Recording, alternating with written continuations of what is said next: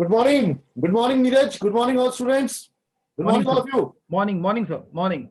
I hope आज रविवार के दिन इतने सारे स्टूडेंट्स यहाँ इस वेबिनार में जुड़े हैं और मेरी आज जो मुलाकात हो रही है, जो मेरा आज संवाद हो रहा है, वो ऐसे छात्रों के साथ हो रहा है, ऐसी छात्राओं के साथ हो रहा है जो अपने करियर को लेकर के, जो अपने फ्यूचर प्रॉस्पेक्ट्स को लेकर के, अपनी तैयारी को लेकर के जो बहुत मुखर हैं और जो चाहते हैं कि वो एक अच्छी तैयारी करें, एक अच्छा मुकाम हासिल करें, अपनी मेहनत के बल पर, अपनी प्रतिभा के बल पर वो अपना करियर खुद से गढ़ना चाहते हैं, जो आत्मनिर्भर बनना चाहते हैं। ऐसे सभी नौजवानों का, ऐसे सभी युवकों का, ऐसी सभी युवतियों का हम आज यहाँ पर इस वेबिनार में भरपूर स्वागत करते हैं। I am very happy, I am very glad to interact with young blood. और मुझे लगता है कि जितना मैं नौजवानों को प्रेरणा दे पाता हूं, जितना मैं अपने अनुभव के साथ अपने अनुभव उनसे साझा कर पाता हूं, उतना मैं अपने मिशन में, अपने लक्ष्य में सफल होता हूं। यही मेरे जीवन का लक्ष्य है, यही मेरे जीवन का मिशन है कि मैं नौजवानों को, युवाओं को अधिक से अधिक प्रेरणा दे सकूं, अधिक से अधिक उन्हें राह दिखा सकूं, मार्गदर्शन दे सकूं।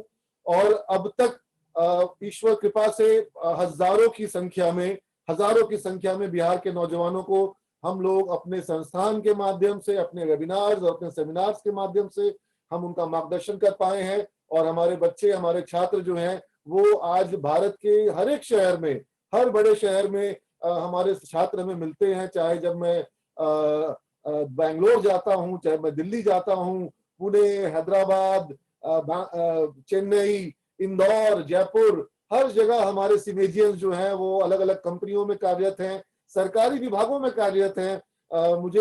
जब मैं बैंक्स में जाता हूं, कभी State Bank of India, Punjab National Bank, Bank of Baroda, हर जगह सिमेजियंस बड़ी मात्रा में, बड़ी संख्या में है।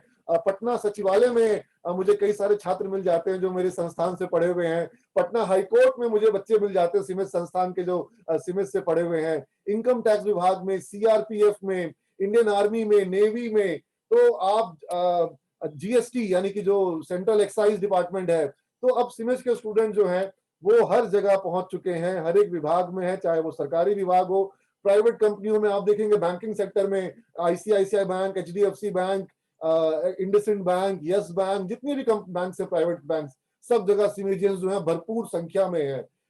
आईसीआईसीआई बैंक में तो लगभग 500 से ज्यादा बच्चे हमारे हैं जो कि उसके अलग अलग शाखाओं में हैं। और विशेष रूप से हैदराबाद में उनके गुवाहाटी के जोनल ऑफिस में और मुंबई थाने के ऑफिस में, वहां सैकड़ों की संख्या में सिमेज के स्टूडेंट्स हैं। तो ये एक मुकाम हासिल हुआ है। आज बिहार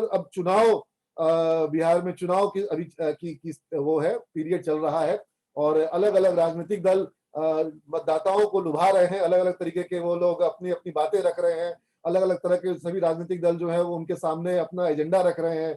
और रोजगार का मुद्दा जो है वो सभी नौजवानों के बीच में बहुत प्रमुखता से छाया हुआ है। तो हम इस बात को मानते हैं कि रोजगार जो है वो एक बहुत बड़ी जरूरत है।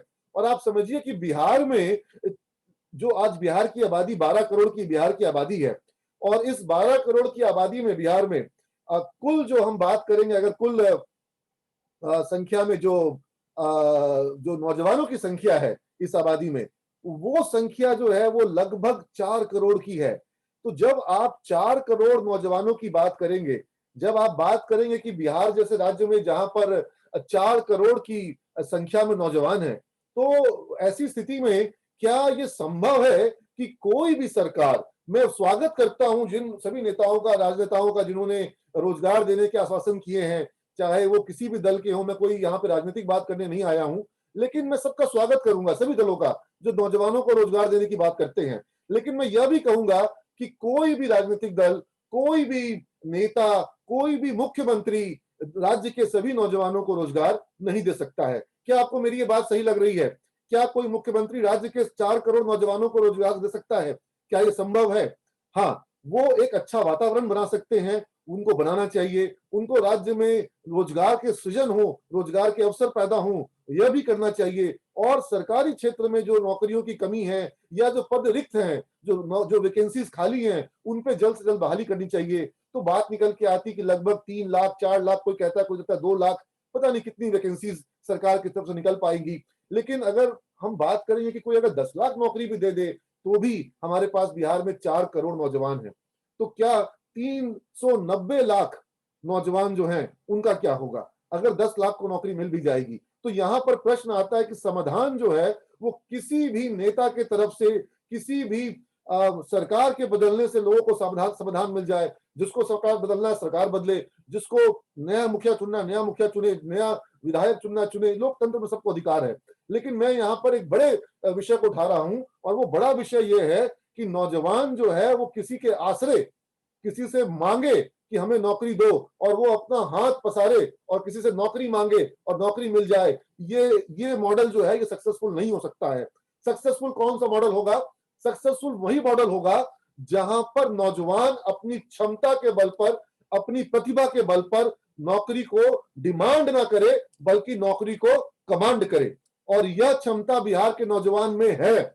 और आपको बिहार का नौजवान नौकरी के लिए सिर्फ बिहार में ही पसंद नहीं किया जाता है, बिहार के बाहर पूरे भारत में, और मैं भारत क्यों कहूं, पूरे विश्व में आपको बिहारी मिलेंगे, बिहार के नौजवान मिलेंगे। आपको वो मेहनतकश लड़के मिलेंगे, लड़कियां मिलेंगी, जिन्होंने कंपटीशन के बल पर, जिन्होंने अपनी प्रतिभा के बल पर, अपनी मेहनत के बल पर, अपनी तैयारी के बल पर, जिन्होंने अच्छे जॉब पाए हैं। और जब मैं कह रहा हूं कि हमारे सिमेज इंस्टीट्यूट के स्टूडेंट्स जो आज बैंगलोर में मुझे मिलने आते हैं, जब मैं बैंगलोर गया मुझसे बच्चे मिलने आए वहां पर, और वहां सैकड़ों की संख्या में है, और विप्रो कंपनी में, टाटा कंसल्टेंसी कंपनी में, और एसेंचर, कैपजेमिनी, कॉग्निजेंट, एचपी और ओरेकल और डेलॉइट, ये कंपनियों में हमारे बच्चे हैं। और इन कंपनियों में वो प्रतिभा के बल पर है, वो जाति के बल पर, किसी पैरवी के बल पर वो उन कंपनियों में काम नहीं कर रहे हैं। कोई कहता है ना कि बिहारी जो है उसको टैलेंट नहीं है, बिहारी बच्चा को इंग्लिश बोलना नहीं आता है, तो एचपी में, कॉम्पैक्ट में, माइक्रोसॉफ्ट में कैसे जॉब मिल जा रहा है?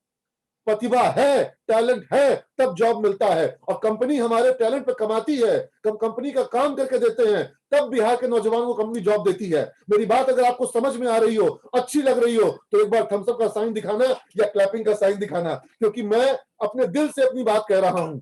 हम अपने बच्चों को पढ़ाते हैं, उनको काम करना सिखाते हैं, और उस काम के बल पर कंपनी पसंद करती है, उनको जॉब देती है, उनका इंटरव्यू लेती है, और उसके बाद सैलरी देती है। और जितनी सैलरी देती है कंपनी, उससे 10 गुना कमा के देता है कंपनी को मेरा स्टूडेंट, जो प्रोग्रामिंग करता है, जो क्लाइंट्स के लिए काम करता है, अलग अलग फॉरेन की कंपनियों के लिए हमारा काम करता है बच्चा, विप्रो में, टीसीएस में, एचपी में, एचसीएल में, इंफोसिस में, और वो बच्चे काम कर रहे हैं, और वो हजारों की संख्या में बच्चे हैं। आप लोग को मैं जो बोल रहा हूं, ये बातें मुझे दिखाने के लिए अपना ब्राउजर दिखाने की जरूरत नहीं है। मैं सिमेज का आपको अपना ब्राउजर नहीं दिखाऊंगा कि देखो मेरे ब्राउजर में मेरे बच्चा का फोटो है। मेरे बच्चे फेसबुक पर हैं, तुम लोग भी फेसबुक पर हो ना, तुम लोग का आईडी है फेसबुक पर, है कि नहीं है? जाओ जाके फेसबुक पर सर्च कर लो कि सीमेज और विप्रो, और जितना सीमेज का बच्चा विप्रो में काम कर रहा मिल जाएगा। और सर्च कर लो सीमेज और टीसीएस, जितना टाटा कंसल्टेंसी में सीमेज का बच्चा है दिख जाएगा। तुम्हारे गांव का बच्चा है, तुम्हारे जिला का बच्चा है, तुम्हारे बिहार का बच्चा है, हमारे बिहार का बच्चा है, और वो आज बैंगलोर में है, पुणे में है, वहां पर वो अपना अच्छा जिंदगी भी जी रहा है, और यहाँ बिहार में अपने घर में एक तल्ला ऊपर और बनवा रहा है, एक तल्ला बनवा रहा है, कमरा में एसी लगवा रहा है, माँ बाप के रूम में एसी लगवा रहा है कि हम एसी रूम में रहेंगे, अब मम्मी पापा रहेंगे गर्मी में। तो कमा रहे हैं तो किसके लिए कमा रहे हैं? अपने परिवार के लिए कमा रहे हैं, अपने घर के लिए कमा रहे हैं। और वो बच्चे अपने बिहार के परिवार के जीवन को, परिवार के रहन सहन को सुधार रहे हैं। और मुझे इस बात की खुशी है कि उनके जीवन में इस सुधार को लाने में, इस भूमिका को लाने में मेरी कुछ छोटी सी भूमिका हुई, हमारे संस्थान की भूमिका हुई, हमारे जितने शिक्षक गण है उनकी भूमिका हुई। इस बात का मुझे संतोष है, और ईश्वर से एक ही कामना है, एक ही प्रार्थना है ईश्वर से कि मुझे इतनी शक्ति दो भगवान, इतनी मुझे क्षमता दो, इतना मुझे साहस दो, इतनी मुझे उत्साह दो कि मैं इसी तरीके से नौजवानों को, जो सपना भी नहीं देख रहे हैं, जो सोच भी नहीं रहे हैं, जो हिम्मत भी नहीं करते हैं, जो अपने गांव से निकलने की हिम्मत नहीं करते हैं, उन नौजवानों को मैं हिम्मत दूं, उनको प्रेरणा दूं, और उनको जीवन में वो राह दिखाऊं जिस राह पे चलने के बारे में उन्होंने सोचा भी नहीं है। और अगर ऐसा मैं कर पाता हूं तो मेरा जीवन सफल है। और हम तो कोई वोट नहीं चाहिए, हाँ हमारा संस्थान अच्छा करे, बिहार में एक अच्छा विश्वविद्यालय बने, बिहार में अच्छा तकनीकी शिक्षण संस्थान बने, यही लक्ष्य रख लिए हैं। ये लक्ष्य पूरा कर लेंगे तो मेरा जीवन सफल हो जाएगा। बहुत छोटा शुरुआत हम किए थे, तुम लोग को हम बता दे रहे हैं। जितना स्टूडेंट सब जुटा है, ये जितने भी बच्चे यहाँ दिख रहे हैं ना, ऋतिक कुमार, शाहबुद्दीन और तौहीद और मंजेश, सब लोग को हम बता दे रहे हैं, बेटा बहुत छोटा शुरुआत हम किए थे, और बहुत छोटे से शुरुआत से मैंने बच्चों को पढ़ाना शुरू किया।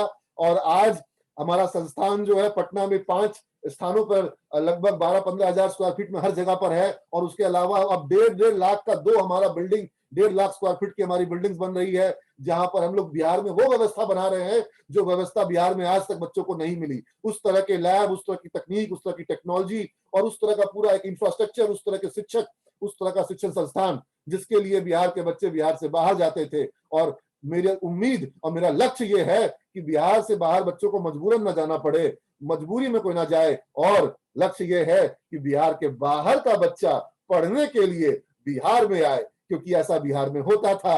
आप जानते हैं, इसी बिहार के नालंदा विश्वविद्यालय में, इसी बिहार के विक्रमशिला विश्वविद्यालय में, उदांतगिरी में, यहाँ बिहार में बच्चे पूरे दुनिया से पढ़ने आते थे।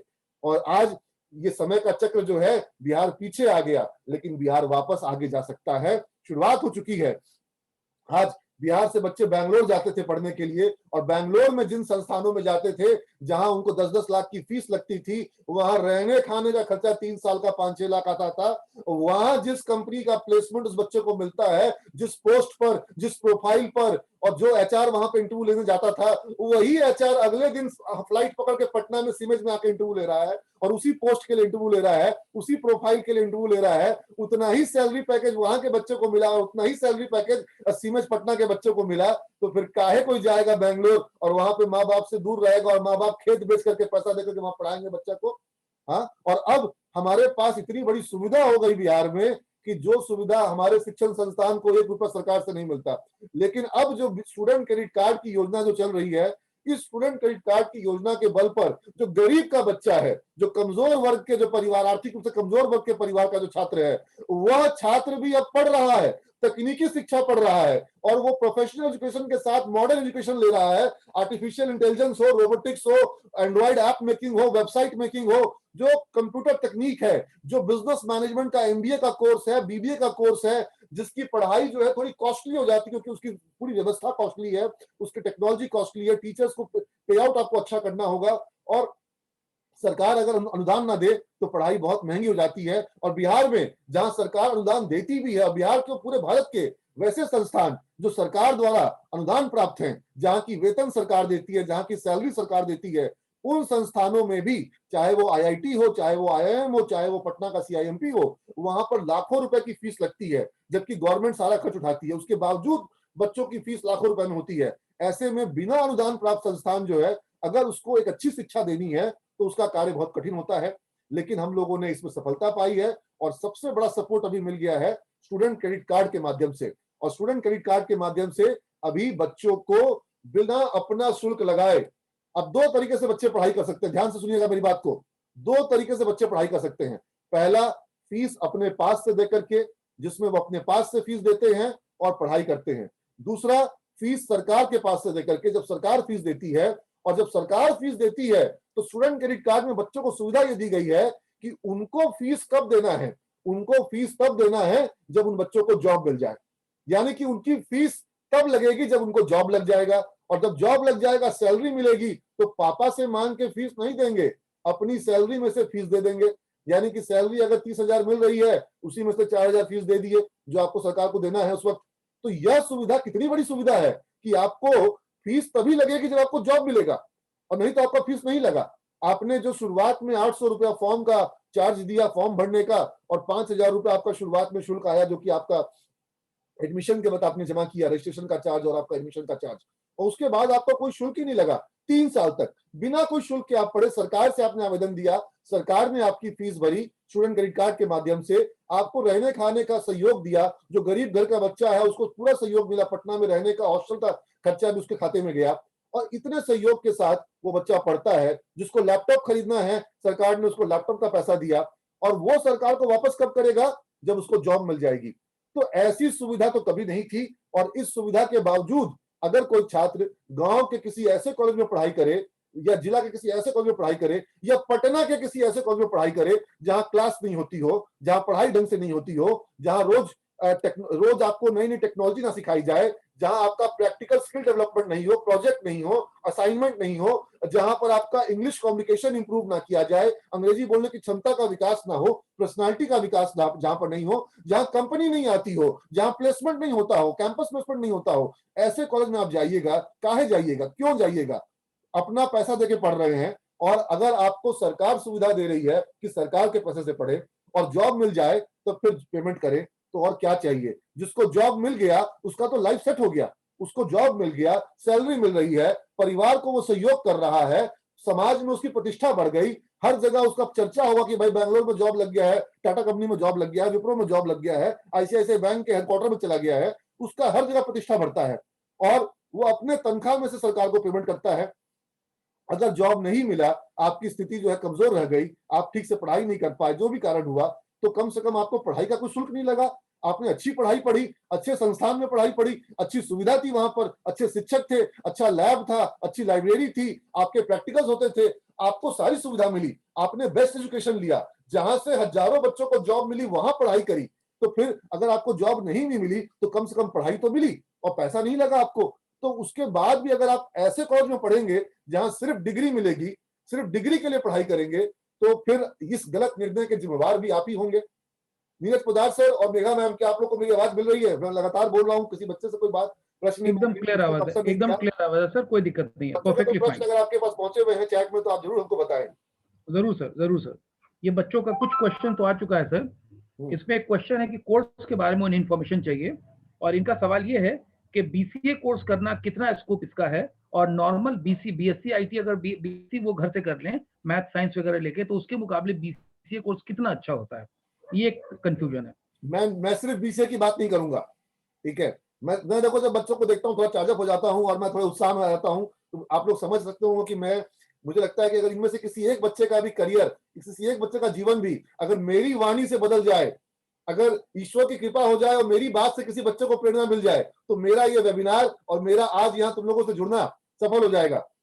और जब मैं ईश्वर बोलता हूं तो मैं, मेरी आस्था जो है ईश्वर में भी है, वाहे गुरु में भी है, और जीसस क्राइस्ट में भी है, और अल्लाह खुदा में भी है। तो मैं सबको मान के बोलता हूं। तो अगर आज रहमत होगी तो मेरी बात से तुम लोगों से किसी को प्रेरणा मिल जाएगी। तो अगर आप ये सोच रहे हैं कि आप बीए का कोर्स करें, बीएससी का कोर्स करें या बीकॉम जनरल कोर्स करें, तो आप कर सकते हैं, सभी कोर्स अच्छे होते हैं। लेकिन अगर उससे अच्छा कोर्स कोई करे, उससे भी ज्यादा अच्छा करें, आप बीए में जो चीज पढ़ाई करेंगे उस पढ़ाई के बल पर नॉलेज मिलेगा। लेकिन जब आप बीसीए करेंगे या जब आप बीबीए करेंगे, आप जब बीकॉम प्रोफेशनल करेंगे, आप बीएससी आईटी करेंगे, तो इन कोर्सेज में आपको पढ़ाई वो करनी है जो सिर्फ नॉलेज की पढ़ाई नहीं है। इसमें अंतर यह है कि आप वो पढ़ेंगे जिसका आपको जॉब से कनेक्शन है, जो आपको काम करना है भविष्य में। बेटा कुछ लोग अगर ऐसे हैं जिनकी तबीयत खराब है और वो आज यहाँ बीमार अवस्था में भी जुड़े हैं और वो सीधा बैठ नहीं पा रहे हैं, उनको बिस्तर पर लेट करके तकिया लगा करके लेटना पड़ रहा है, तो वैसे लोगों के लिए मैं, हम लोग सभी लोग प्रार्थना करें कि जल्द से जल्द वो स्वस्थ हो जाएं, ताकि वो क्लासरूम में वेबिनार में बैठ करके भाग ले, उनकी रीढ़ की हड्डी उनका साथ दे, वो लोग लेट करके इस वेबिनार में भाग ना लें।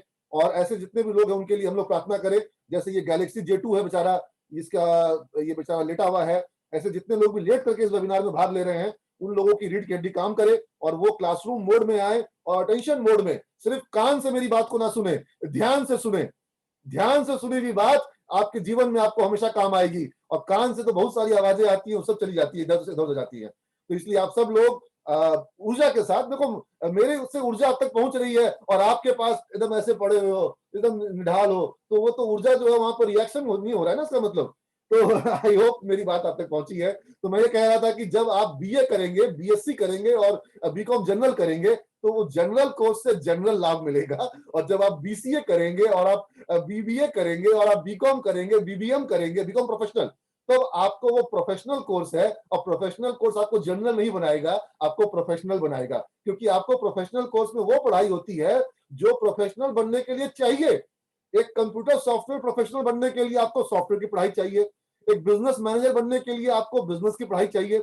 मेरी बात समझ में आ रही है आप लोग को? आप जनरल सोशियोलॉजी, साइकोलॉजी और होम साइंस पढ़ करके आप एक बिजनेस मैनेजर के रूप में सारी जिम्मेवारी को संभाल लें, आप इकोनॉमिक्स को समझ जाएं, आप मार्केटिंग को समझ जाएं, आप अकाउंट्स को समझ जाएं, आप जो देश की पूरी डिमांड सप्लाई की सिस्टम उसको समझ जाएं, तो उसमें आपको तो तकनीकी पढ़ाई आपको चाहिए होती है।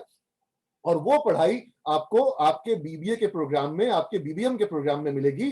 सॉफ्टवेयर की पढ़ाई, एंड्रॉइड ऐप की पढ़ाई, रोबोटिक्स की पढ़ाई, आर्टिफिशियल इंटेलिजेंस की पढ़ाई, या फिर किस तरह से कंप्यूटर तकनीक का प्रयोग करना है, इसकी पढ़ाई आपको बीसीए में मिलेगी, बीएससी आईटी में मिलेगी। हाँ, बीएससी में क्या मिलेगा? बीएससी में काम की चीजें हैं, वो बेकार कुछ भी नहीं है। जब आप बीएससी में मैथ्स पढ़ोगे या बीएससी में फिजिक्स पढ़ोगे, केमिस्ट्री पढ़ोगे, साइंस पढ़ोगे, वो सब काम का है। तकनीक जो है, टेक्नोलॉजी जो है, वो साइंस पर डिपेंडेंट है। टेक्नोलॉजी का अपना कोई आधार नहीं है, टेक्नोलॉजी का आधार साइंस है। लेकिन आपने साइंस पढ़ी है, आपने आईएससी तक साइंस पढ़ी है, अब आप टेक्नोलॉजी पढ़ो। अब आप टेक्नोलॉजी को पढ़ो, और जब आप टेक्नोलॉजी को समझोगे तब फिर आप एप्लीकेशंस को और सॉफ्टवेयर्स को और प्रोग्रामिंग लैंग्वेजेस को इसको समझ जाओगे। तो सब चीज एक आधार होता है। पहले मूल में साइंस है, साइंस के ऊपर टेक्नोलॉजी है, और टेक्नोलॉजी के ऊपर फिर एप्लीकेशंस हैं। तो जब आप बीसीए पढ़ते हैं तो उसमें सिर्फ एप्लीकेशन नहीं पढ़ते हैं, वहां आपको साइंस को भी समझना है और उसके बाद टेक्नोलॉजी को भी समझना है। वंस आपका टेक्नोलॉजी का कॉन्सेप्ट क्लियर हो जाता है, उसके बाद जितने भी एप्लीकेशंस हो, चाहे वो सी प्रोग्रामिंग हो, जावा हो, विजुअल बेसिक्स हो, पीएचपी हो, आपका एंड्रॉइड ऐप मेकिंग हो, वेबसाइट मेकिंग हो, वो सब एप्लीकेशन है। वो सब आप आराम से सीख जाते हो जब बेसिक कंसेप्ट क्लियर हो जाता है। जैसे कि आपको अगर बैटिंग करने का आ गया कॉन्सेप्ट, फिर आपको हुक शॉट खेलना है कि ऑन में खेलना है कि लेग ड्राइव खेलना है, वो सब आप सीख जाओगे। मेरी बात समझ रहे हो ना? तो आपको जो बेसिक कॉन्सेप्ट है टेक्नोलॉजी का, वो समझना होता है। वैसे ही बिजनेस के केस में आपको इकोनॉमिक्स का, अकाउंट्स का, मार्केटिंग का, फिनांस का बेसिक कॉन्सेप्ट्स पहले दिया जाता है, बिजनेस का बेसिक कॉन्सेप्ट दिया जाता है। और बिजनेस मैनेजमेंट की जरूरत सिर्फ किसी बिजनेस के लिए नहीं होती है, अपना बिजनेस करने के लिए सिर्फ जरूरत नहीं है। जब कोई कंपनी, चाहे वो एयरटेल हो, रिलायंस जियो हो, या फिर वो company ICICI bank, HDFC bank हो, या वो कोई सरकार का डिपार्टमेंट हो, चाहे वो एजुकेशन डिपार्टमेंट हो, हेल्थ डिपार्टमेंट हो, या कोई डिस्ट्रिक्ट मजिस्ट्रेट हो, या कोई हॉस्पिटल का कोई सुपरवाइजर हो, हॉस्पिटल का कोई डायरेक्टर हो, या कोई इंस्टीट्यूशन हो, एकेडमिक इंस्टीट्यूशन हो, हर जगह मैनेजमेंट चाहिए। मैनेजमेंट के बिना दुनिया में क्या होता है? अब तो लोग चुनाव में भी मैनेजमेंट करते हैं, और चुनाव प्रबंधन के लिए भी अब एक से एक विशेषज्ञ आ गए हैं जो पूरा इलेक्शन को मैनेज करते हैं। तो आप समझिए, मैनेजमेंट के बिना तो इस वर्ल्ड में क्या हो रहा है? कुछ भी नहीं हो पा रहा है। इसलिए आई होप मेरा नेटवर्क कनेक्शन सही काम कर रहा हो। मुझे बीच में सारा सबके स्क्रीन रुक गए थे। Is the screen still working? मेरी आवाज सबको मिल रही है? नहीं सर, आ रहा है सर। हाँ आवाज क्लियर आ Yes, रही है, कोई sir. दिक्कत नहीं है। हाँ हाँ। तो मैनेजमेंट, आवाज क्लियर आ रही है, कोई हाँ, दिक्कत तो आपने समझ लिया इस बात को कि जो जनरल कोर्स है उसमें सिर्फ सब्जेक्ट को आप पढ़ रहे हो, और जो आपके प्रोफेशनल कोर्सेज है जैसे BCA, BSc IT, BCom professional और बीबीए, बीबीएम, इस तरह के जो कोर्सेज हैं, इनमें आप वो पढ़ाई करते हो जिस पढ़ाई की जरूरत आपको जॉब के लिए होती है, जिस पढ़ाई के बल पर आपको जॉब मिल सकती है, या जॉब में आपको जो काम करना है वही काम आप पढ़ाई के दौरान सीख जाते हो, है ना? जब हम लोग स्कूल में क्लास 10th तक, 12th तक जो सब्जेक्ट पढ़ते थे, हम लोग history, geography, civics, physics, chemistry, biology, Sanskrit, हम लोग सब कुछ पढ़ते थे।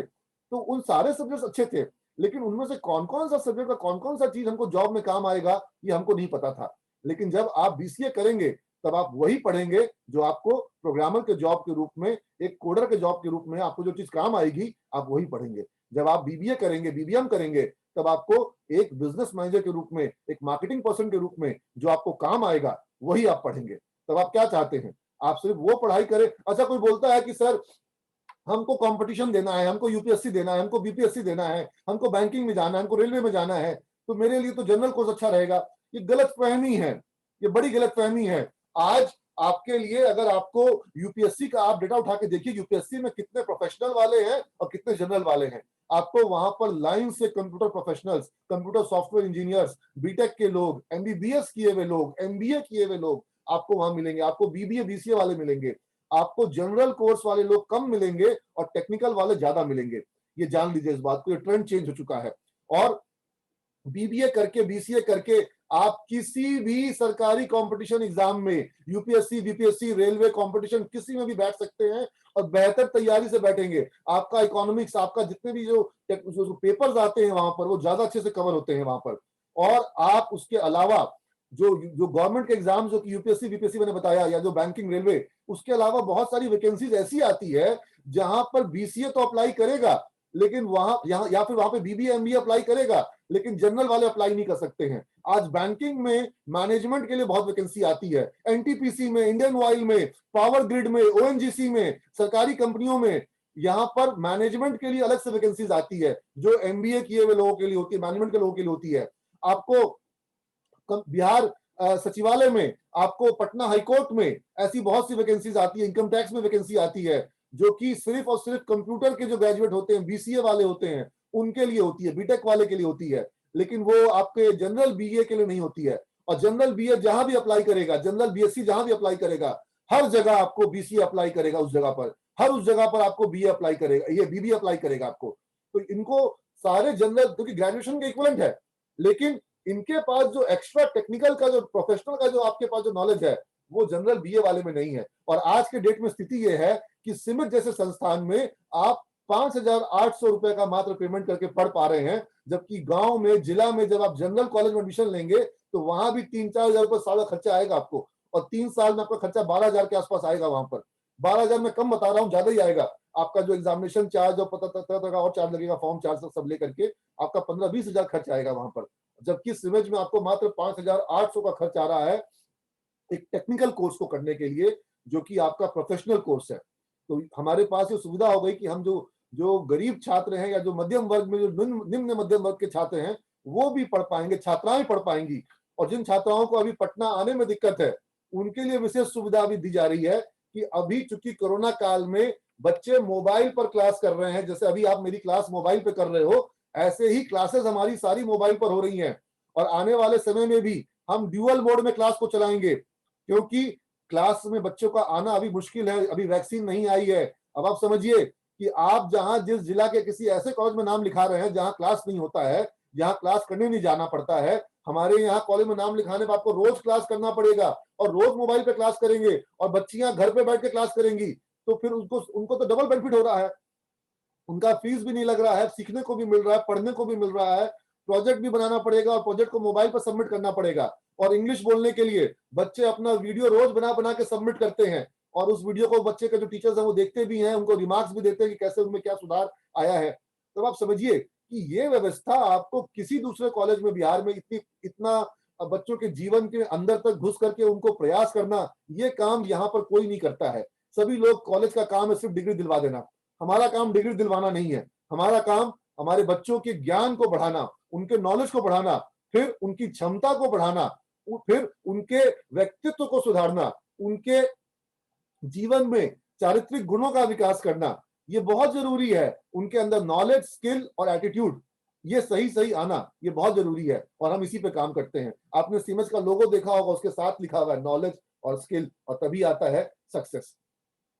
आई थिंक कोई अगला प्रश्न हो तो मैं उसका जवाब देना चाहूंगा। सर काफी सारे क्वेश्चंस आ रहे हैं चैट बॉक्स में हमारे 2-3 पास। सवाल एक साथ बता दीजिए।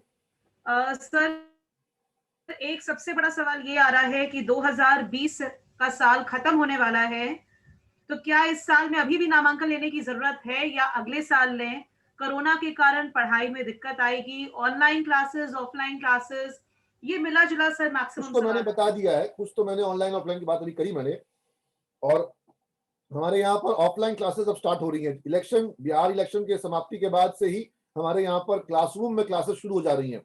तो कुछ बच्चे, मुझे लगता है कि जो हमारे यहाँ पे क्लास ऑलरेडी ज्वाइन कर चुके हैं, कुछ ऐसे बच्चे भी आज जुड़े हुए हैं यहाँ पर, तो उन सबको भी बता दूं कि बेटा तैयार रहो, अब आप लोग को कॉलेज में आके क्लास करनी पड़ेगी।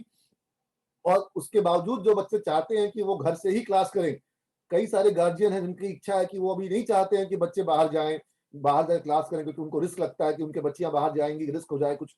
तो उनके लिए हर एक क्लास को लाइव रिले करने का, जो बच्चा क्लास में बैठा है वो क्लास में पढ़ रहा है, और वही क्लास लाइव रिले की जाएगी, और टीचर्स जो हैं वो लाइव पढ़ा भी रहे हैं, और वीडियो पे टीचर सामने कंप्यूटर पर देखेंगे जो बच्चे जुड़े हुए हैं, जैसे मैं आप लोग को देख रहा हूं, है ना। और वो सुविधा ड्यूअल मोड में दी जा रही है हमारे यहाँ पर। और जैसे कि मैम ने कहा कि ये साल खत्म होने वाला है, तो ये साल खत्म होने में अभी 2 महीना बाकी है, लेकिन जब आप अगले वर्ष नामांकन की बात करेंगे तो क्या जनवरी में नामांकन हो जाएगा आपका? आपका नामांकन जब होगा अगले वर्ष, तो वो नामांकन की अधिसूचना जो है वो जुलाई अगस्त में होती है, नामांकन की प्रक्रिया सितंबर में चलती है, और क्लासेस अक्टूबर में ही शुरू होते हैं जनरली बिहार में, सितंबर अक्टूबर में क्लासेस शुरू होती हैं। तो अगर हम ये देखें कि 2021 में अगले वर्ष सितंबर में आप क्लास शुरू करेंगे, तो सितंबर यानी कि 11 महीना बाद, अभी अक्टूबर में हम लोग हैं, या नवंबर, आज 1 नवंबर है, तो आप लोग 11 महीना के बाद 11 महीना तक घर में बैठेंगे। लोहा को जंग लगने के लिए जितना समय चाहिए होता है ना, 11 महीना उससे ज्यादा समय है। अगर आप चाहते हैं कि आपके पढ़ने की क्षमता को जंग लग जाए, तब आप 11 महीना घर में बैठिए। और दूसरा, आप लोग के पास उम्र ज्यादा हो गई है, लाइफ में से 1 साल काट करके फालतू का बर्बाद करना चाहते हैं अगर, कि अभी से लेकर के 11 महीने तक बैठे रहेंगे, तो अगर कोई टेक्नोलॉजी आ जाए तो हमको अपना उम्र दे दो। काहे कि हमको लगता है कि उम्र मेरे पास ज्यादा नहीं है, जितना उम्र थोड़ा बहुत भगवान दिया है उसमें ज्यादा काम कर जाए। और तुम लोग सोचते हो कि अपना 1 साल बर्बाद कर दे, वेस्ट कर दे। हाँ, ऐसा किसी के पास पैसा ज्यादा होगा कम होगा, लेकिन उम्र किसी के पास ज्यादा नहीं है। भगवान ने किसी को ज्यादा नहीं दिया है, सबको टाइम से भगवान वापस बुला लेता है। ठीक है, कोई नहीं चाहता जल्दी जाना। तो तुम लोग अपने लाइफ का 1 साल कम करना चाहते हो, और जो बच्चा आज आज हमारे इस वेबिनार में भी जुड़ा है, वो बच्चा जुड़ा है जो क्लास ज्वाइन कर चुका है, जो सीमेट ज्वाइन कर चुका है, बता दे रहे हैं हम कि वो सारे बच्चे 2023 में पास आउट कर जाएंगे और जॉब पाएंगे। और मिनिमम पैकेज अभी चल रहा है 2.5-3 लाख का, 3 लाख का पैकेज चल रहा है। तो वो अपना कोर्स का पूरा फीस निकाल लेगा 1 साल के सैलरी में।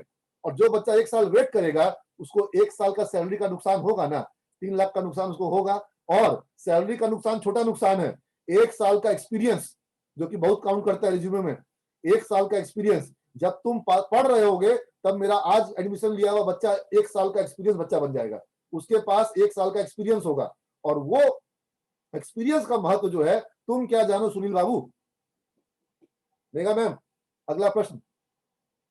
सर अगला प्रश्न ये है कि क्या बच्चे कॉलेज आकर के इंक्वायरी कर सकते हैं, और प्लस बच्चों का ये कहना है कि मैं क्यों आपके यहाँ एडमिशन लूं, अगर मुझे वही पाटलिपुत्रा विश्वविद्यालय की या आर्यभट्ट नॉलेज यूनिवर्सिटी की डिग्री जब कहीं और से मिल रही है, वाई सिमिज। चलो ठीक है, तो पहला प्रश्न आपका है कि यहाँ आने के लिए तो बिल्कुल सिमेज कॉलेज जो है उसमें रोज बच्चे आ रहे हैं, काउंसलिंग हो रही है, और अभी ऑन द स्पॉट राउंड चल रहा है। ऑन द स्पॉट राउंड का मतलब हुआ कि जो बच्चे हैं वो लोग अभी यहाँ कॉलेज में जिस दिन आएंगे, उसी दिन बच्चों को ये सुविधा है कि वो एडमिशन ले सकते हैं। और उसी दिन बच्चों का एडमिशन जो है वो सेम डे आते हैं, फॉर्म लेते हैं, अपना इंक्वायरी करते हैं, उनका इंटरव्यू कराया जाता है। और इंटरव्यू अगर वो क्लियर कर लेते हैं, जो कि ज्यादातर बच्चे कर पाते हैं, तो इंटरव्यू क्लियर करने पर उनको उसी दिन एडमिशन की सुविधा मिल जाती है। 5,000 जमा करके वो अपना एडमिशन ऑन द स्पॉट ले लेते हैं। जो बच्चे आ नहीं पा रहे हैं, जो बच्चे कोरोना काल के कारण या चुनाव के कारण आ नहीं पा रहे हैं, वो बच्चे ऑनलाइन फॉर्म भर रहे हैं, और ऑनलाइन ही वो गूगल पे के माध्यम से 800 का भुगतान जो है कर देते हैं, और स्क्रीनशॉट उसका मोबाइल पे भेज देते हैं। इंटरव्यू का उनको लिंक दिया जाता है, जिस इंटरव्यू में 1 to 1 उनका इंटरव्यू होता है, जो हमारे इंटरव्यूअर उनका इंटरव्यू लेते हैं। और वो इंटरव्यू क्लियर करने के बाद उनको लिंक दिया जाता है, जिस लिंक के माध्यम से वो पेमेंट करके 5,000 का वो अपना एडमिशन ले लेते हैं। उनके जो डॉक्यूमेंट्स होते हैं डीआरसीसी में स्टूडेंट क्रेडिट कार्ड अप्लाई करने के लिए, वो डॉक्यूमेंट्स बच्चों को दे दिए जाते हैं, उनको बाई कुरियर भेज दिया जाता है। जो बच्चे आते हैं एडमिशन लेने के लिए कॉलेज में, कैंपस में आते हैं, उनको कॉलेज में ही वो सारे डॉक्यूमेंट प्रोवाइड कर दिए जाते हैं, जिसको कि वो यहीं से ले जा करके अपने जिला के डीआरसीसी केंद्र में अप्लाई कर देते हैं।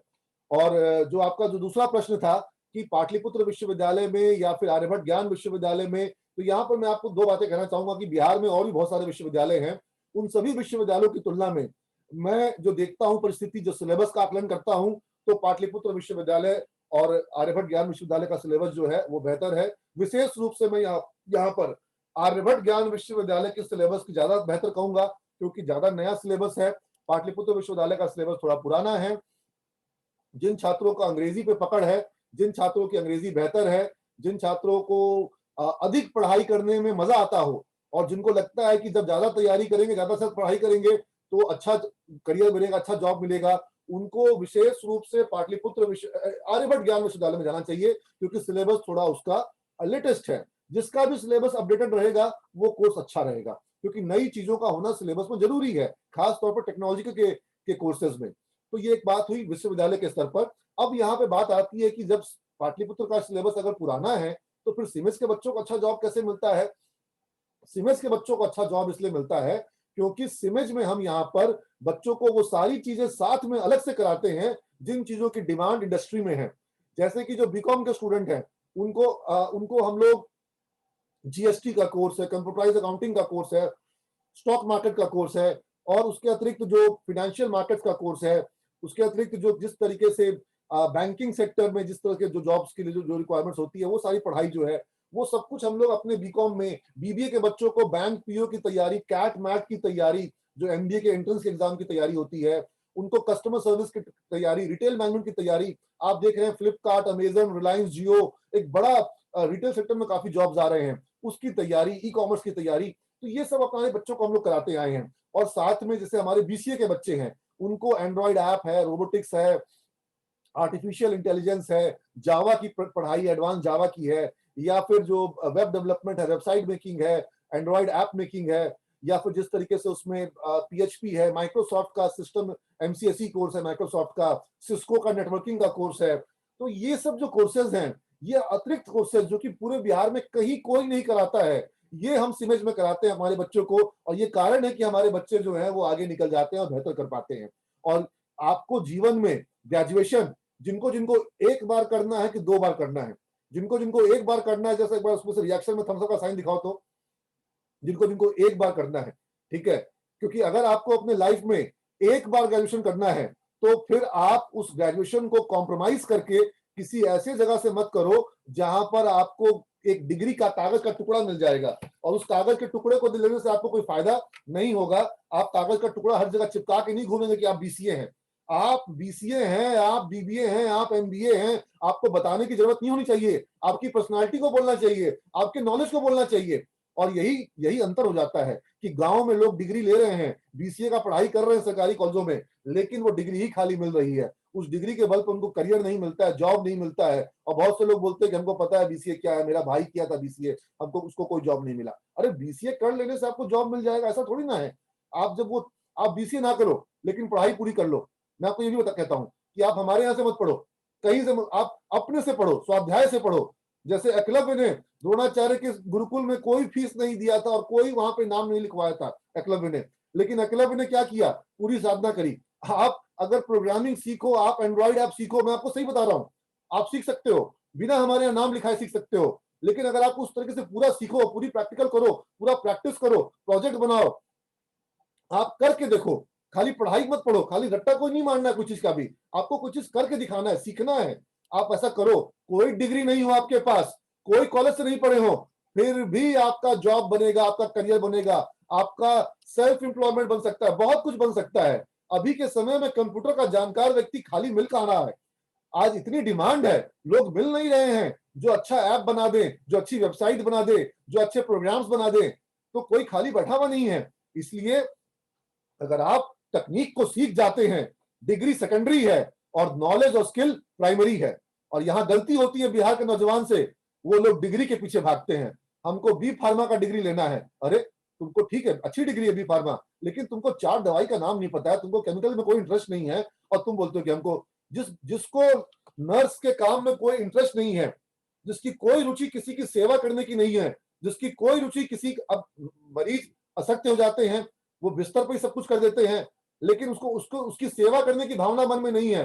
लेकिन हमको तो नर्सिंग करना है, अब करो नर्सिंग करना है तो, लेकिन आप सिर्फ डिग्री के पीछे भाग रहे हो। ऐसे डिग्री के पीछे भाग करके जीवन में कहीं आगे नहीं जा पाओगे। और जब किसी चीज में रुचि होगी, जब किसी चीज में इंटरेस्ट होगा, अगर किसी का कंप्यूटर में इंटरेस्ट है, सॉफ्टवेयर में इंटरेस्ट आ जाए, प्रोग्रामिंग में इंटरेस्ट आ जाए, उसके बाद देखो वो लड़का कहां आगे निकल जाएगा, वो कितने लोगों को जॉब देगा, या वो कितने के पैकेज में चला जाएगा। आज सिमेट्स के स्टूडेंट ऐसे हैं जो अमेरिका में, यूएस में, वो लोग कंपनी के ऑन साइट पे वर्क कर रहे हैं, जहां पर कंपनी उनको डॉलर्स में पेमेंट करती है।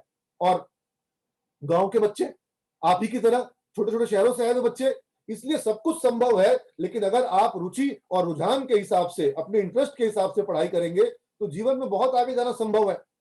तो इसलिए जहां तक सवाल आपने पूछा कि किसी और कॉलेज में कहा, तो आप सबसे जो बेस्ट कॉलेज है, मैं ये नहीं कहता किसी और कॉलेज में मत जाइए, जो सबसे बेस्ट कॉलेज है आप वहां जाइए। आपके पास अवसर है, आपके पास जो सबसे बेस्ट अवसर जहां मिले आप वहां जाइए। आप हमारे संस्थान में नहीं, जो हमसे बेहतर हो वहां जाइए। आप मुकाबला करिए, टैली करिए कि किस संस्थान में कितने बच्चों को जॉब मिला है, उसके कितने छात्र विप्रो में हैं, कितने छात्र टीसीएस में हैं, कितने छात्र स्टेट बैंक ऑफ इंडिया में हैं, कितने छात्र आईसीआईसीआई बैंक में हैं, बैंक ऑफ बड़ौदा में हैं, कितने छात्र गवर्नमेंट डिपार्टमेंट में हैं, कितने ने बीपीएससी निकाला, कितने ने यूपीएससी निकाला।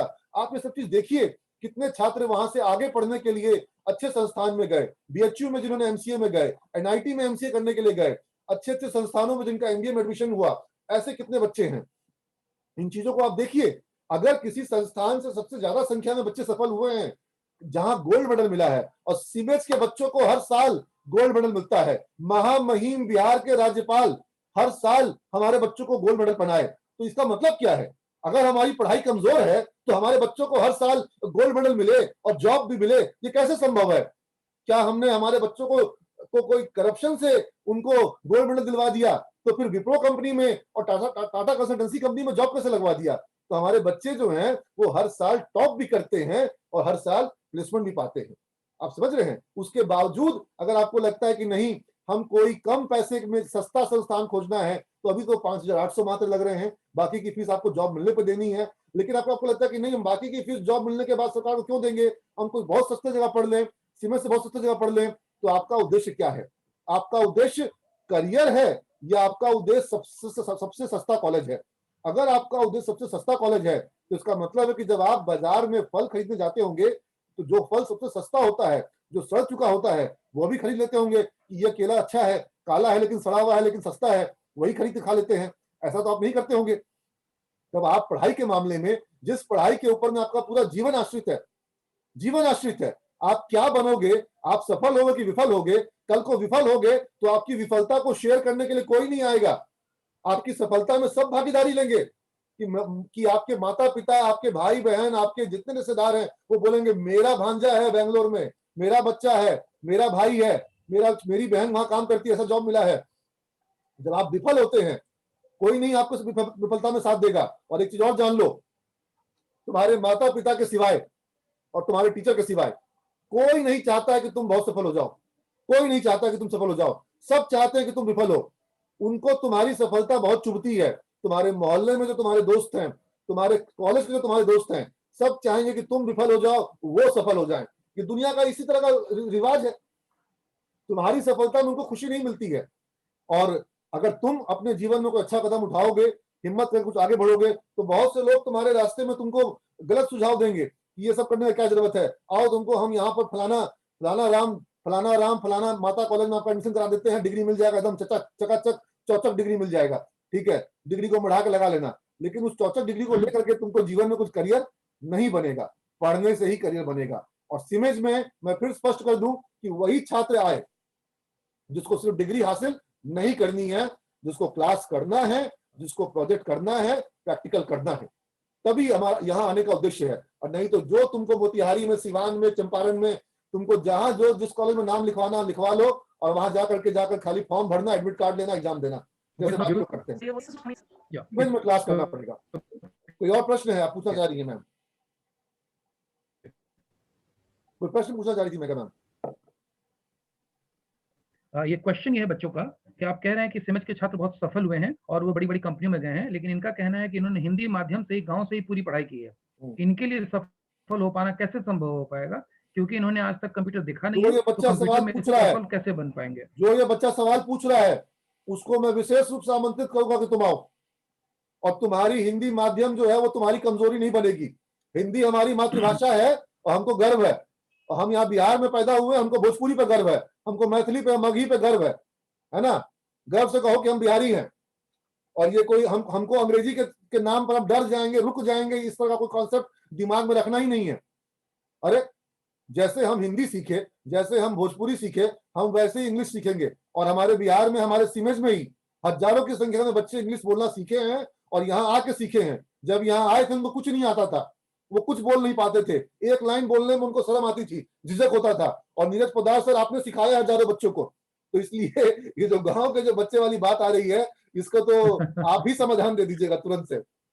सर, एक गार्जियन का मैसेज आ रहा है मेरे पास कि उनकी बेटी का उनको एडमिशन कराना है और वो कहीं मोतिहारी जिला से हैं और उनको डर ये बात का है कि पटना में बेटी कैसे रहेगी, हॉस्टल। और ये मुझे लगता है लड़के हो चाहे लड़कियां, दोनों के लिए ही थोड़ा सा लड़का लोग को हॉस्टल का बहुत जरूरत नहीं रहता है। लड़का लोग शुरुआत में आता है, हॉस्टल में रहता है, फिर बाद में अपना रूम वगैरह लेकर के आराम से उसको रहता है, अपना खाना वाना बनाता है, दोस्त लोग 2-3 कमरा में मिलकर रहता है, सस्ता पड़ता है उनको, हॉस्टल से बहुत पैसा बच जाता है उनका। और लड़के बिहार में असुविधा के बीच में भी अपने जीवन की सुविधा ले आते हैं, मेहनती होते हैं। लड़कियों के मामले में हॉस्टल जरूरी है। और जो भी आपके गार्जियन ने पूछा है उन तक मेरी बात पहुंचे कि लड़कियों के लिए कई सारे अच्छे हॉस्टल पटना में, चूंकि बोरिंग रोड में एकदम मेन पटना शहर के जो प्राइम सिटी है पटना का, जो सबसे main heart of the city है, वहां पे हमारा कॉलेज है। और यहाँ पर कुछ अच्छे हॉस्टल जो कॉलेज के बगल में है वहां पे हमारा टाई अप है। कुछ हॉस्टल में तो सिर्फ हमारे यहाँ की बच्चियां रहती हैं और कॉलेज के बिल्कुल बगल में है, इसलिए उसका कोई चिंता नहीं है आपको। आपको अच्छे हॉस्टल्स मिल जाएंगे। और अभी तो यह भी सुविधा है कि बच्ची घर से ही पढ़ाई कर सकती है, मोबाइल पर सारी क्लासेस हो रही हैं और वो अभी घर से भी अटेंडेंस, हाँ अटेंडेंस चाहिए हमको हमको 75% अटेंडेंस चाहिए, चाहे वो मोबाइल पे आपका लॉगिन के थ्रू अटेंडेंस मिले, चाहे क्लासरूम में अटेंडेंस मिले।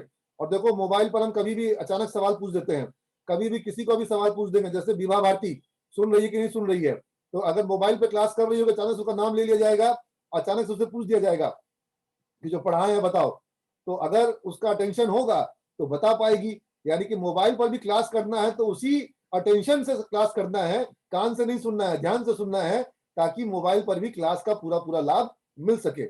और अभी दोनों सुविधा है। लेकिन जब कोरोना से थोड़ा सा राहत हो जाए देश दुनिया को, तो बच्चे क्लास में आके पढ़ाई करें, वो ज्यादा अच्छा रहेगा। मजा और माहौल और जो एक आपस में रिलेशनशिप है, कनेक्टिविटी है, अभी हम इतने बच्चों को देख रहे हैं, लेकिन लगातार बच्चों के चेहरे मेरे पास आ रहे हैं और हट जा रहे हैं। जब हम क्लास में पढ़ाते हैं तो एक एक बच्चा का आंख में देख के पढ़ाते हैं, और बच्चा मुस्कुराता है तो हमको अच्छा लगता है, बच्चा का मुंह थोड़ा सा डल हो जाता है तो हमको लगता है कि ओ इसका मतलब समझ में नहीं आ रहा है बात। तो क्लासरूम का तो मजा अलग है और हम बहुत मिस कर रहे हैं क्लासरूम की पढ़ाई को। हमको बहुत दिन हो गया क्लास में पढ़ाए हुए और हम चाहते हैं कि जल्द से जल्द क्लासरूम शुरू हो जाए। सर एक स्टूडेंट है ऋतिक कुमार, ये बार बार परेशान हो रहे हैं कि जॉब में कितनी सैलरी मिलेगी, guarantee of getting a job, guarantee of the salary. Although मैंने इनको मैसेज में जवाब दिया है, but still sir I would like you to deal the question. देखो बेटा ऋतिक, तुम गारंटी के लिए जो है या कितना सैलरी मिलेगा इसके लिए कोई अच्छा सा ज्योतिष खोजो। ज्योतिष तुमको बता पाएगा कोई बढ़िया गणना करके कि तुमको क्या सैलरी मिलेगा, क्या जॉब मिलेगा, कहाँ मिलेगा। हम लोग ये सब कैसे बताएंगे? हाँ, हम यह बता सकते हैं कि हमारे बच्चों को क्या जॉब मिला है। तुमको क्या मिलेगा नहीं मिलेगा ये भविष्य की गर्त में छुपा हुआ है। अब कोई पूछे कि सरकार किसकी बनेगी, तेजस्वी की बनेगी, नीतीश कुमार की बनेगी, तो हम अभी जान रहे हैं हाँ, कि कोई तीसरा आ जाएगा अभी तो हम लोग नहीं जान रहे हैं इस बात को। तो इसलिए भविष्य की बात है, इस पर कोई गारंटी नहीं है। हम पढ़ाने की गारंटी देते हैं, हम पढ़ाने की गारंटी देते हैं, वो गारंटी है, वो हमारे हाथ की चीज है। हमारे पास शिक्षक अच्छे हैं, हम अच्छा पढ़ाई देते हैं, उसकी गारंटी देंगे। हम क्लासेस की गारंटी देंगे, हम प्रैक्टिकल की गारंटी देंगे। और कंपनी आज तक हर साल हमारे यहाँ आती रही है, एक नहीं कई कई कई कंपनी आती रही है, कंपनी के आने की गारंटी रहेगी। कंपनी आएगी और जब कंपनी आती है तो हर साल बच्चों को लेती है और लेगी बच्चों को। अब तुमको लेगी कि नहीं लेगी ये हम कैसे बताएंगे? तुम क्लासे नहीं किए मान लो, अगर कोई क्लास नहीं करे और फीस दे दे तो उसको समाधान मिल जाएगा। ये कोई दुकान है कि पैसा दिए तो ब्रेड खरीद के लेके जाएंगे? हाँ, कि आधा किलो आटा तोलवा दीजिए, पैसा दे दिए? अरे दुकान नहीं है। हाँ, आपको मेहनत करनी होती है, पढ़ाई करनी होती है। अरे आप में से कुछ जिम में जाते हैं कि हमको बॉडी बनाना है, हमको पेट कम करना है, और जिम में फीस दे दिए, और जिम में फीस दे दिए तो आपके बदले में कोई और मशीन पे मेहनत करेगा तो उसका शरीर बन जाएगा। मेहनत किसको करना पड़ेगा? आपको मेहनत करना पड़ेगा ना, कि आपके बदले में कोई और 2 किलोमीटर दौड़ेगा उसका शरीर बन जाएगा। आपको खुद मेहनत करना पड़ेगा। और हमारे यहाँ पर बच्चों को जॉब हर साल मिलती है। पिछले जब से सिमेज का पहला बैच निकला है उसी साल से बच्चों को जॉब मिल रही है, और आगे भी मिलेगी, हर साल मिलेगी। अब तुमको मिलेगी नहीं मिलेगी इसमें बहुत कुछ डिपेंड करेगा तुम्हारी मेहनत। हम यहाँ पर कोई दुकान खोल के नहीं बैठे हुए, हम पढ़ाने का शिक्षण संस्थान है और पढ़ाने की गारंटी देते हैं।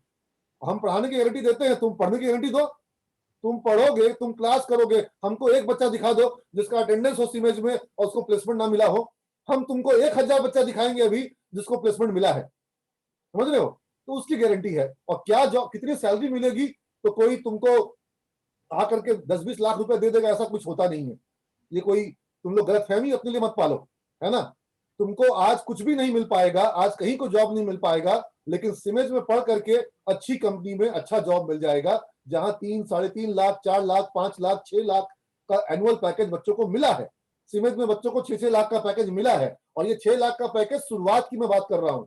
आगे जाकर के जब वो लोग को 3-4 साल, 5 साल का अनुभव हो जाता है, जब वो लोग को 5 साल, 10 साल, 7 साल के बच्चों को जिनको अनुभव हो गया है, वो लोग तो बहुत अच्छे पैकेज में आ गए। उनको तो 10-10, 12-12 लाख का मंथली, लाख रुपए का सैलरी मिल रहा है, 1 लाख रुपए महीने का सैलरी मिल रहा है।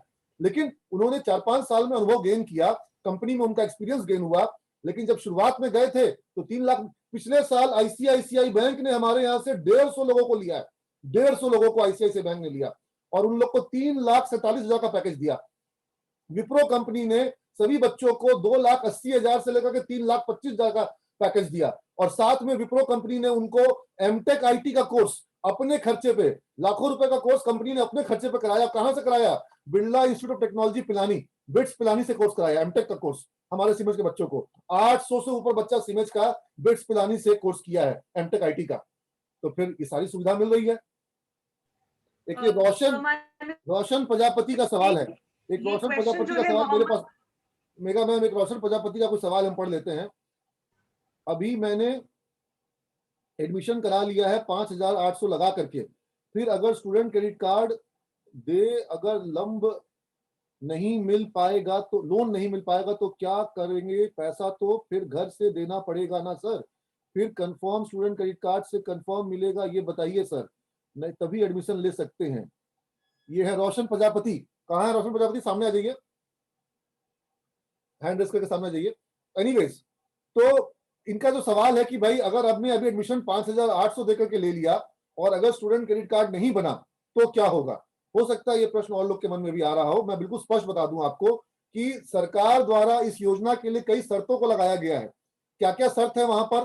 तो शर्त ये है कि आपका बिहार का निवासी होना बहुत जरूरी है, आपके परिवार का बिहार का निवासी होना चाहिए आपके परिवार को।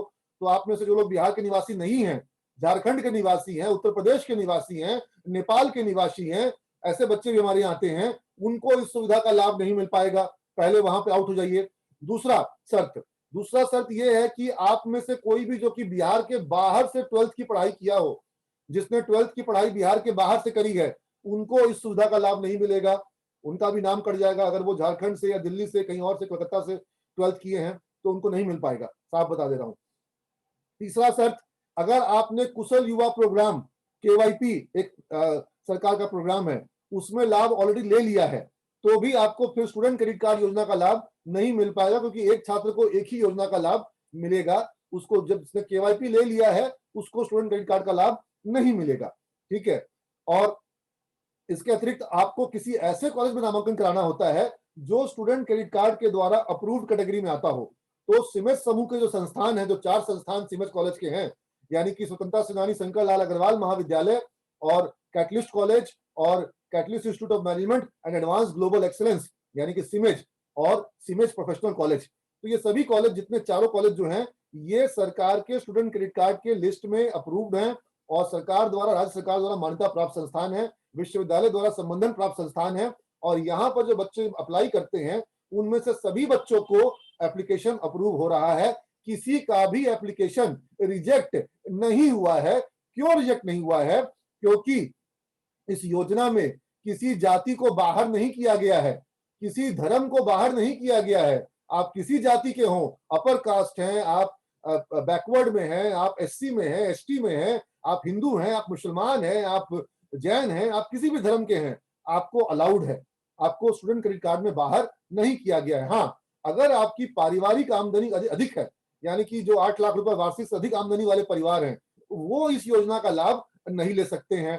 तो यानी कि किसी भी जाति का, किसी भी धर्म का जो मध्यम वर्ग परिवार का छात्र है या जो गरीब परिवार का छात्र है, वो इस योजना में अगर अप्रूव्ड कॉलेज में एडमिशन लेता है तो उसका एप्लीकेशन रिजेक्ट नहीं होता है और हमारे सभी बच्चों को इसका लाभ मिल रहा है। अकेले आपको रुक जाएगा लाभ, ऐसा नहीं होगा। अगर ऐसा हो रहा होगा तो हम आपकी मदद करेंगे, हम आपके डीआरसीसी ऑफिस में जा करके वहां के अधिकारी से मिलेंगे कि ये बोनाफाइड छात्र है, इसको इस योजना का लाभ मिलना चाहिए, क्यों नहीं मिल रहा है। और अगर नहीं मिलेगा तो सबको नहीं मिलेगा, हमारे यहाँ के सभी छात्रों को नहीं मिलेगा। ऐसा थोड़ी ना होगा कि संजीत को मिल जाएगा, सनी को मिल जाएगा, वीना को मिल जाएगा और तौहीद को नहीं मिलेगा।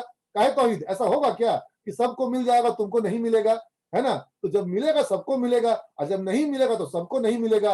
अगर किसी ऐसे बच्चे ने एडमिशन लिया है, किसी ऐसे बच्चे ने एडमिशन लिया है जो स्टूडेंट क्रेडिट कार्ड के माध्यम से ही पढ़ सकता है, उसके पास आर्थिक क्षमता बिल्कुल नहीं है और सरकार इस योजना को बंद कर दे, इसका लाभ ना दे, आपको उससे बाहर कर दे, सभी लोगों को, जब सब लोग को अगर बाहर कर देगी तो आपका वो 5,800 रुपए तो नहीं डूबेगा। मैं आपको खुलेआम यहाँ पर आपको प्रॉमिस कर रहा हूं कि 5,000 जो आपका एडमिशन का चार्ज है और फॉर्म का चार्ज 800 रुपया, ये पूरा पैसा मैं आपको वापस करवा दूंगा। चलिए, आप जितना दिन पढ़ाई किया करना चाहिए, आपको, हमको कोई तकलीफ नहीं है। हमको तकलीफ इस बात का होगा कि सबको नहीं मिल पाएगा, ऐसा होगा नहीं, ऐसा हुआ नहीं है, बच्चों को लाभ मिल रहा है। आपका कोई नुकसान नहीं होने दूंगा, आपको कोई रिस्क नहीं है, क्योंकि आपको इसका लाभ मिलेगा। क्योंकि आप किसी भी, हाँ, जो मैंने शर्त बताई कि अगर आपकी 8 लाख से अधिक आमदनी होगी, बिहार के बाहर का आपका 12th होगा, बिहार के नागरिक आप नहीं होंगे, तो आपको नहीं मिलेगा। हाँ, कोई अगर अप्लाई करके डॉक्यूमेंट जमा ना करे, उसको नहीं मिलेगा। कोई अगर अपना दस्तावेज सही से नहीं देगा, उसको नहीं मिलेगा।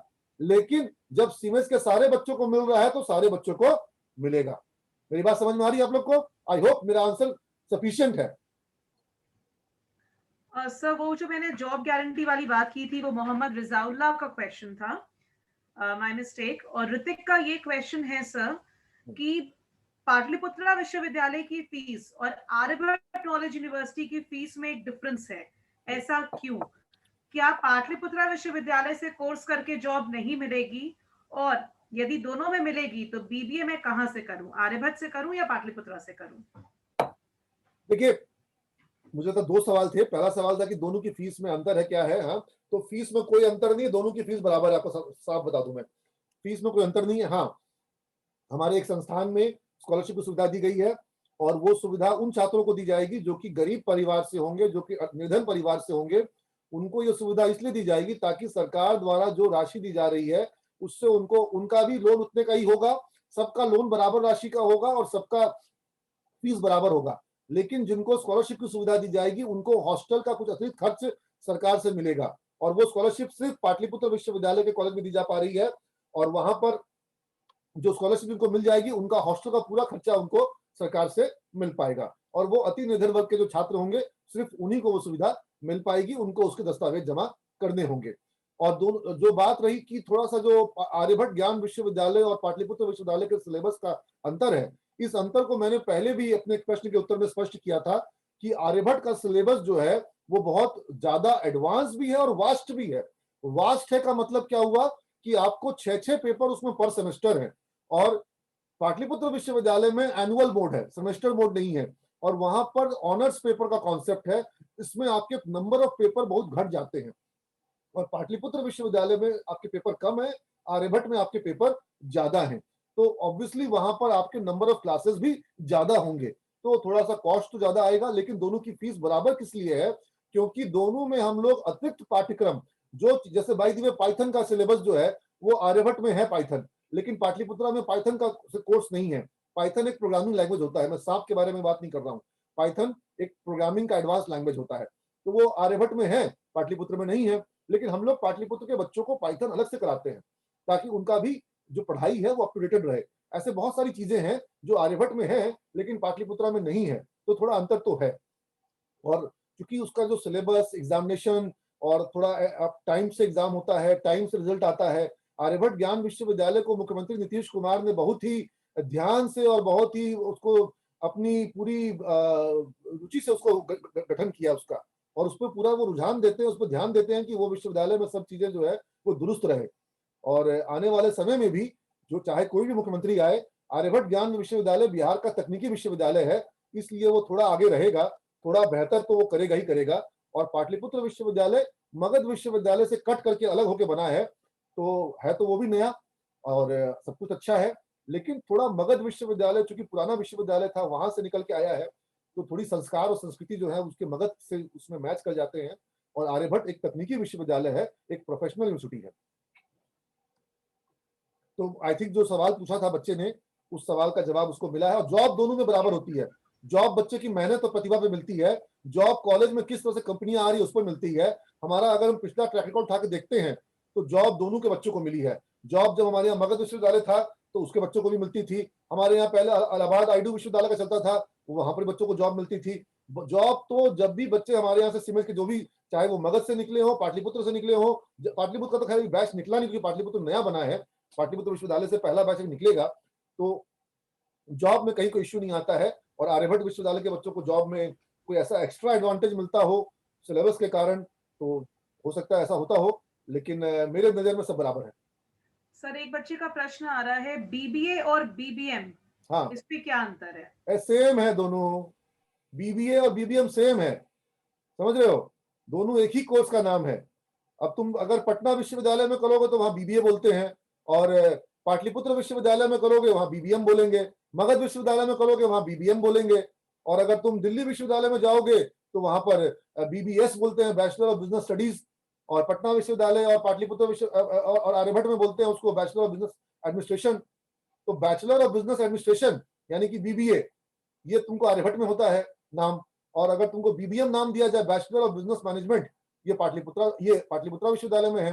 कोर्स सेम है, कोर्स के अंदर का जो सब्जेक्ट है सेम है, बाकी जो अंतर दोनों विश्वविद्यालय के सिलेबस में है कि कोई ज्यादा एडवांस है कोई ज्यादा नया है, वो अंतर है, लेकिन नाम से कोई फर्क नहीं पड़ता है। जहां जहां बीबीए अप्लाई करेगा हर जगह बीबीएम भी अप्लाई कर सकता है, कि दोनों सेम नाम है, दोनों के नाम से कोई फर्क नहीं पड़ता है। अगर कोई बोलता है कि हमको बीबीए करना है हमको बीबीएम नहीं करना है, तो वो बेवकूफ बच्चा है, काहे कि दोनों का नाम वो एक ही कोर्स का नाम है।